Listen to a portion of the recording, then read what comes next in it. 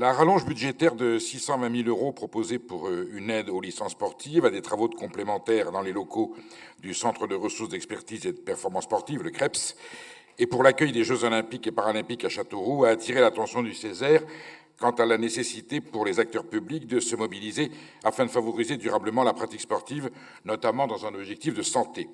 Nous savons que 66% de nos compatriotes, des habitants de la région Val-de-Loire, ont pratiqué une activité sportive durant les 12 derniers mois, que l'on dénombrait en 2018 615 477 licences, que le parc d'équipement régional est assez complet, avec un maillage plutôt équilibré entre les départements, et que le bénévolat reste la préoccupation première des instances, des acteurs du mouvement, bien que la discussion n'ait pas relevé une crise majeure du bénévolat. Nous ne pouvons que nous féliciter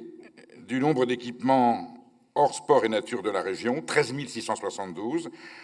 soit 5,3 équipements pour 1000 habitants contre 4 au niveau national. Et aussi nous féliciter des 4 500 emplois dans l'organisation et la pratique sportive. Toutefois, on pourrait peut-être améliorer les choses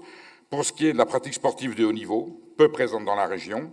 la création de liens pour une meilleure connaissance des acteurs entre eux, freiner la fuite de certains talents qui se plaignent de manque d'infrastructures